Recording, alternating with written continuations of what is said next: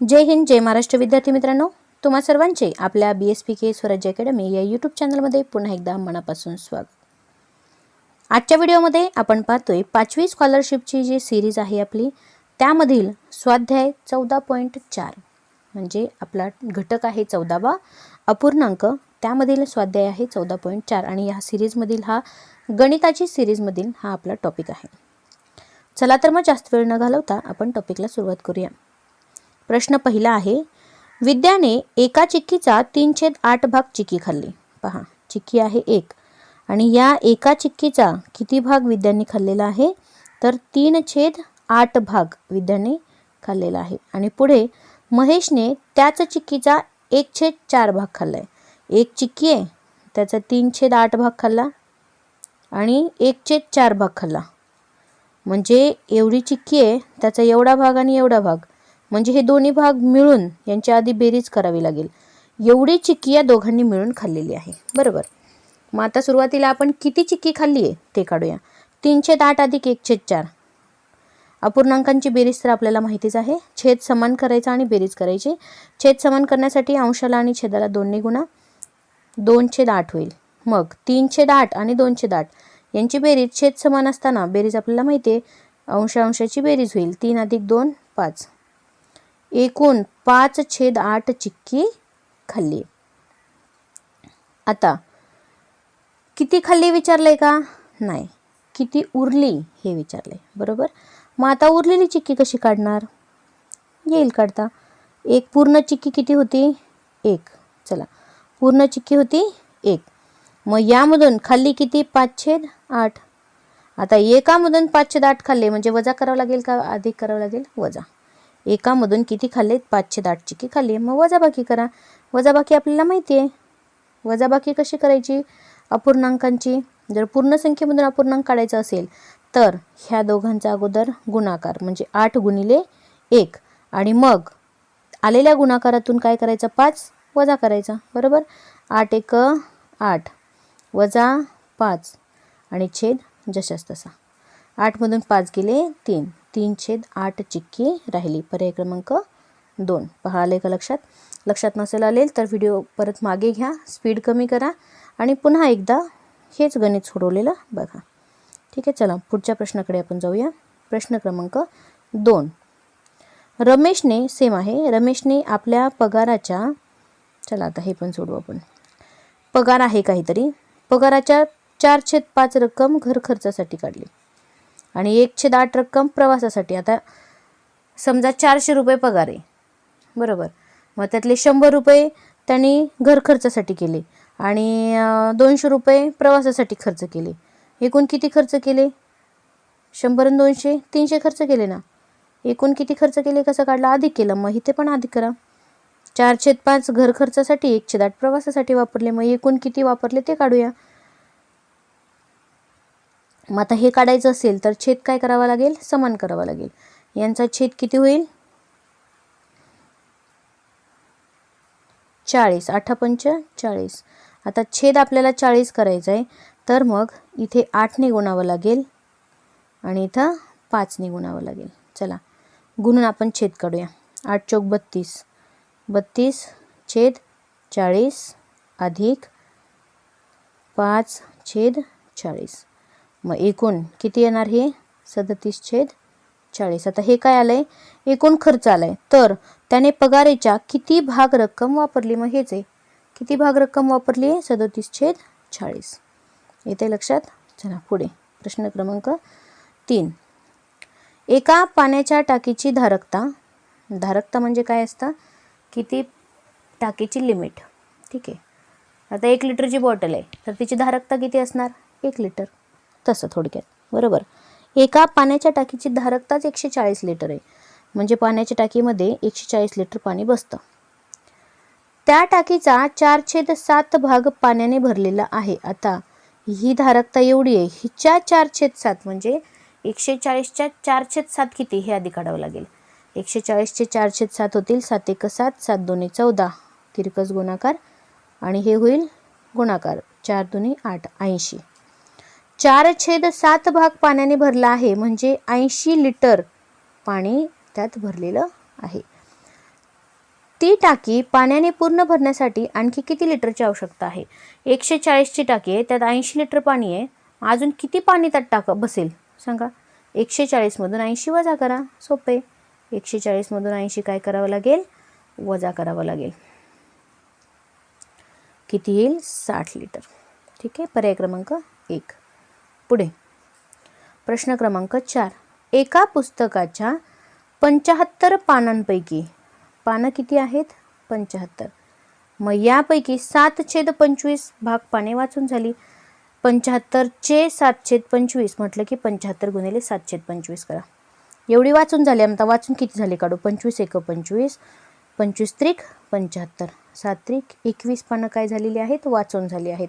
तर किती पाने वाचायची राहिली? 21 वाचली. मग राहतील किती? 75 पैकी 21 वाचली. 75 वजा 21 करा. राहिले किती? 54. पर्याय क्रमांक 3. अतिशय सोपा प्रश्न होता हा. पण पुढचा प्रश्न बघूया. प्रश्न क्रमांक 5. एका दुधाची टाकी काठोकाठ भरली तर तिच्यामध्ये 56 लिटर दूध मावतो. म्हणजे दुधाची जी टाकी आहे तिची धारकता 56 लिटर आहे. बरोबर. म्हणजे काठोकाठ भरली तर 56 लिटर दूध बसेल त्यात. अजून 1 लिटर नाही, पावशेर जरी त्यात टाकला दूध तर ते दूध खाली सांडणार आहे. म्हणजे त्या दुधाच्या टाकीची धारकताच किती आहे? 56 लिटर. बरोबर. मग आता 5/14 आणि ती किती भरली आहे? 5/14 भरली आहे. मग आता 56 लिटर पैकी 5/14 भरली. मग काढा 5/14 म्हणजे किती भरली? 14 एक 14, 14 दुने 28, 14 त्रिकम 14 चोक 56, पाऊण चोक 20, म्हणजे 20 लिटर ती सध्या भरली आहे. मग ती काठोकाठ भरण्यासाठी तिच्यात आणखीन किती लिटर दूध घालावं लागेल? 20 लिटर भरली, 56 लिटर बसतंय त्यामध्ये. मग 20 मध्ये अजून किती मिसळल्यावर 56 होईल? तर किती? 36 मिळवल्यावर. बरोबर. 6 आणि 5 56, 36 लिटर. पहा, अगदी सोपं आहे. फक्त समजून घ्या, येईल. पुढे 6वा प्रश्न.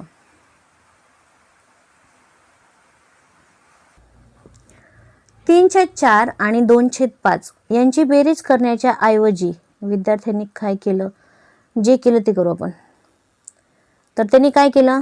बेरीज करण्याऐवजी 4/3 आणि 5/2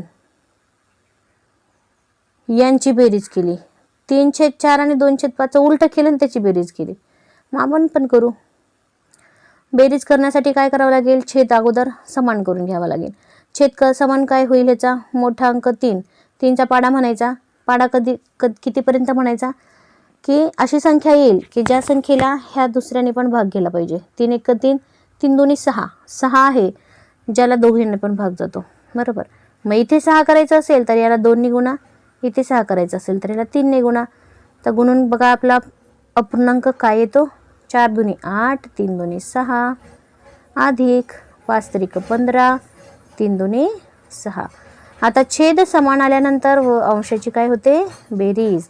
8 आणि 5 13 म्हणजे 23/6. बरोबर.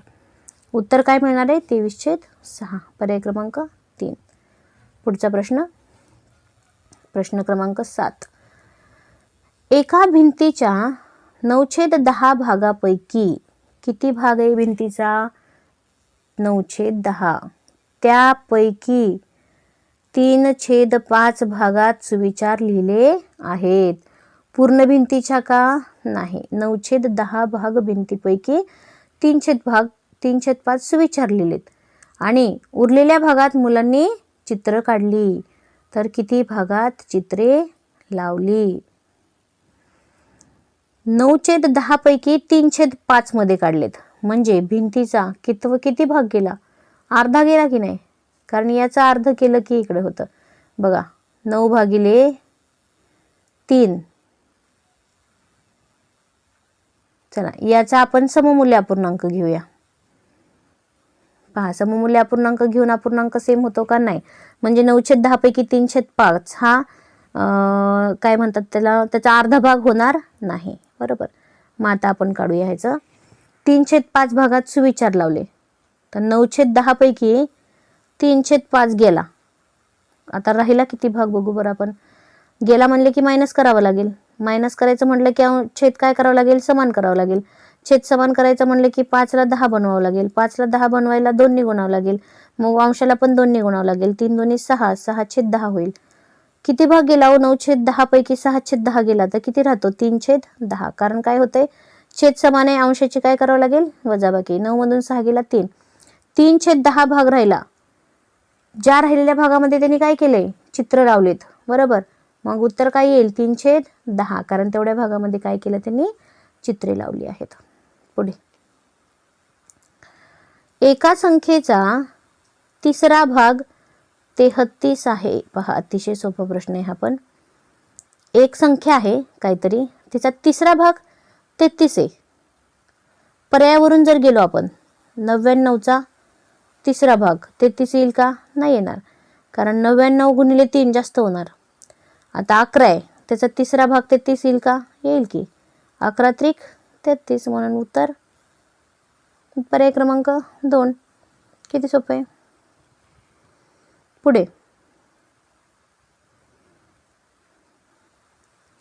7/5 गुणिले 5/7 अधिक 1 कंचे भागू बेव.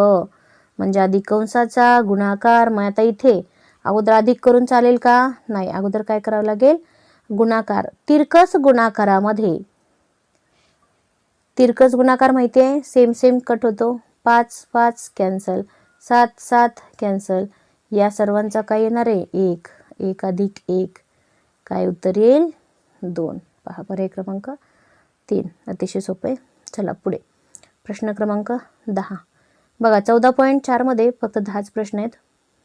आपला जो शेवटचा प्रश्न चाललाय यामध्ये बघा काय सांगितलंय. एका वनमहोत्सवामध्ये अ, ब आणि क या 3 शाळांमधील विद्यार्थ्यांनी एकूण 675 झाडे लावली. एकूण किती झाडे आहेत? 675. अ शाळेतील विद्यार्थ्यांनी 4/9 झाडे लावली. मग एकूण 675 पैकी 4/9 काढू आपण. म्हणजे जे काही उत्तर येईल तेवढी झाडे कुणी लावली? अ शाळेतील विद्यार्थ्यांनी लावली. मग आधी अ शाळेतले काढू आपण. 675 गुणिले 4/9. डायरेक्ट 9चा पाडा. 9 1 9, 67ला भाग जाईल. बघा कितीचा भाग बसेल? 9 7 63. 7चा बसला, उरले किती? 4. आता झाले इथे किती? 45. मग 9 5 45. बरोबर. 75 गुणिले 4, 4 5 20ला 0, हातचे 2, 7 2 14 आणि 2 16. किती झाली? 160. म्हणजे अ शाळेतील विद्यार्थ्यांनी किती झाडे लावलीत? 160. एकूण किती झाडे लावलेली आहेत? तिन्हींनी मिळून 675. मग ह्याच्यामधून 160 कट करू. जी काही उरलेली झाडं आहेत 515, ती ब आणि क शाळांच्या विद्यार्थ्यांनी किती झाडे लावली? पहा, काहीतरी चुकतंय आपलं. 1 मिनिट. किती आलं आपलं? 160. इथे किती आहे? 75. हां, 160 नाही आहेत. ठीक आहे. चला परत एकदा बघूया आपण.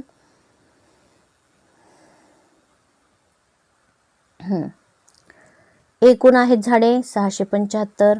यापैकी 4/9 झाडे लावली आहेत अने. मग अ ची झाडं काढण्यासाठी गुणाकार करावा लागेल इथे. 675 गुणिले 4/9. 9 7 63.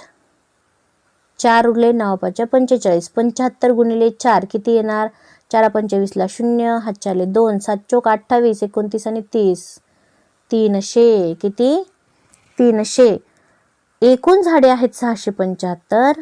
यापैकी 300 अने लावली, तर उरलेली झाडे किती? अरे परत तरी चुकतंय. 9 9 7 63, 64 65 66 67. 4 उरले. 9 5 45. 75 गुणिले 4, 4 25ला 0, हातचे 2, 7 चोक 28, 29 30. 300 झाडे अने लावली. तर ब आणि क शाळांच्या विद्यार्थ्यांनी किती झाडे लावली? 675 वजा 300 किती होणार? 5 5. 6 मधून 3 गेला 3. किती झाडे राहतात? 375. पहा, आहे का पर्याय क्रमांक 2. बघा माझा पण किती गोंधळ झाला इथे. वजाबाकी चुकली. 675 वजा 300 किती येणार? 375. आणि ही झाडे शिल्लक राहिली. आणि जी शिल्लक राहिलेली झाडे कोणी लावली? ब आणि क शाळांच्या विद्यार्थ्यांनी. ठीक आहे, समजलं? चला या ठिकाणी आपण इथेच थांबूया. स्वाध्याय 14.4 4 यानंतरच्या व्हिडिओमध्ये आपण आता ह्या 14व्या टॉपिकमध्ये अपूर्णांकाच्या 14.4 इथपर्यंत स्वाध्याय आहेत. 15वा स्वाध्याय आपण बघणार आहोत 15व्या धड्यामध्ये. तर पुढच्या व्हिडिओमध्ये आपण 15वा धडा बघणार आहोत आणि त्या धड्याचं नाव आहे सममूल्य अपूर्णांक. या व्हिडिओमध्ये इथेच थांबूया. धन्यवाद.